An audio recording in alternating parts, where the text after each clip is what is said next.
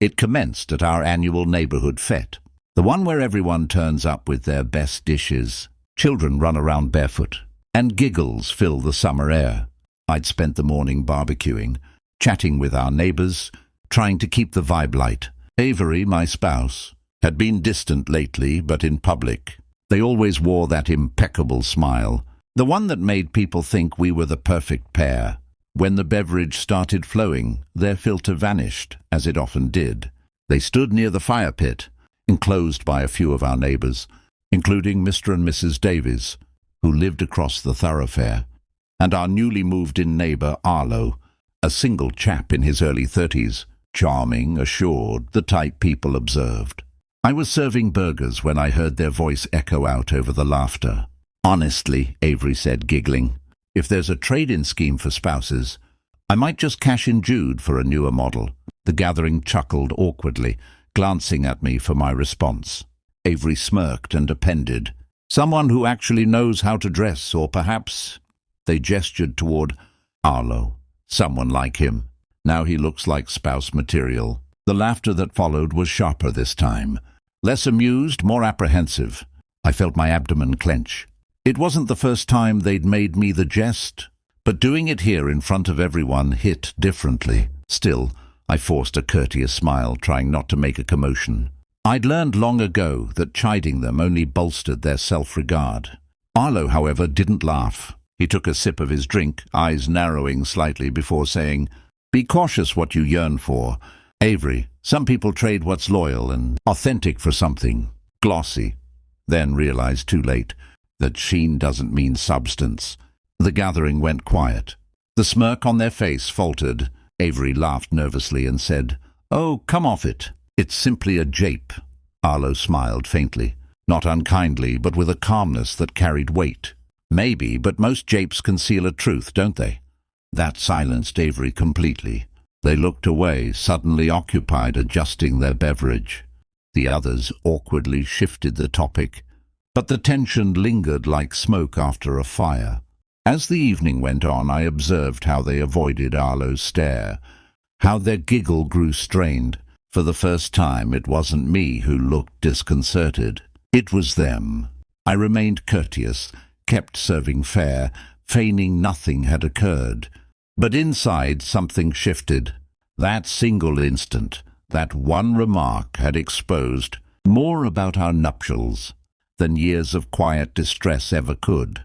After the fete concluded and the neighbors departed, the silence in our abode was suffocating. Avery moved about the kitchen pretending to tidy up, but their hands were trembling. They finally shattered the quiet. "You didn't have to stand there looking all pathetic while he humiliated me," they snapped, slamming a plate into the sink. I looked up from the chair where I sat, drained. "Humiliated you, Avery? You did that yourself. You jested about trading your spouse for a newer model. What did you anticipate people to do? Applaud?" They turned, eyes flashing. "It was a jape, Jude. Everyone jests like that. You always take matters too seriously." I sighed. "No, Avery. Everyone doesn't jest about replacing their spouse. You do because deep down you genuinely mean it." Their face tightened. "You're beyond belief." Arlo overreacted. "And now you're aligning with him?" "I'm not aligning with anyone," I said quietly. "I'm simply fatigued. Fatigued of being the chap you ridiculed to make yourself feel superior." They stared at me for a prolonged moment, then scoffed. "Perhaps if you acted like a chap worth boasting about, I wouldn't have to jest." That struck hard, but it didn't shatter me this time. I stood slowly, meeting their gaze. "You reckon your comments make you sound clever, Avery, but they just demonstrate how hollow you've become. You treat kindness like feebleness and loyalty like a burden." Their expression faltered for a second before they turned away. "Whatever. I'm going to bed." They stomped down the corridor, leaving me alone with the reverberation of their words. The next morning matters were tense but quiet. I went about my day mowing the lawn, mending the fence, trying to clear my thoughts. Around midday, Arlo strolled over from his yard. "Hey, Jude," he said. "Mind if I give you a hand?" We worked side by side for a while before he spoke again. "Listen, I hope I didn't exacerbate matters last night. I just couldn't bear hearing them talk like that." I shook my head. "You didn't make it worse. You articulated what everyone else was too courteous to." He nodded thoughtfully. "You merit respect, chap. Not public mockery disguised as wit." It was peculiar hearing that from someone who barely knew me, but it struck deeper than he realized, because for years I'd been waiting for someone, anyone, to see through their mask and recognize the truth of what I lived with daily. That evening, when Avery came out to the veranda, their tone was peculiarly quiet. "Everyone's conversing about last night," they muttered. "Even Mrs. Davies." I didn't reply.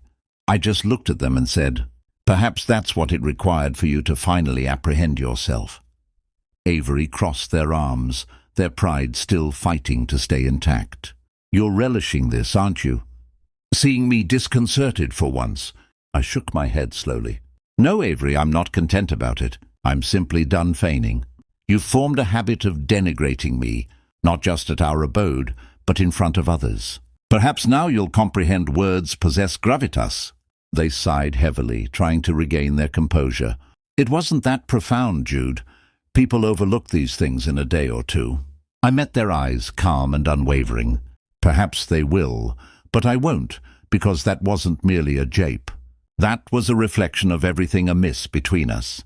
How you ceased perceiving me as a partner and started perceiving me as a prop. For the first time in a long moment, Avery didn't have a quick riposte. They just stood there gazing at me like they didn't recognize the chap in front of them. Perhaps they didn't, because for years I'd been reserved, swallowing my self-respect, letting them dominate every discussion and control every narrative. But no longer. Later that same week, Arlo dropped by again to return some leftover implements. Avery was sitting on the veranda when he arrived. They looked uneasy, almost diminutive.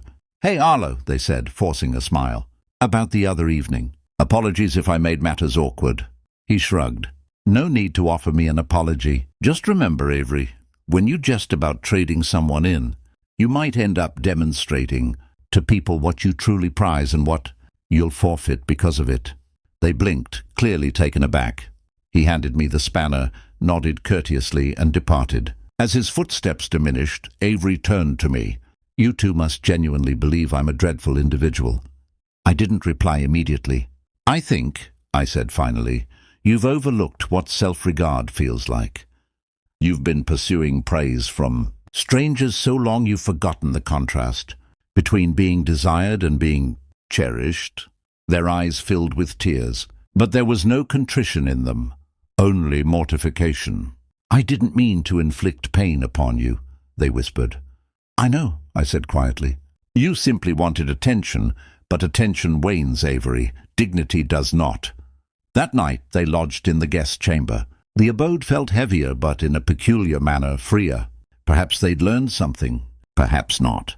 But for the first time, I didn't concern myself with whether they did, because Arlo's words had done more than silence them. They'd reminded me that respect isn't pleaded for, it's reclaimed. The end.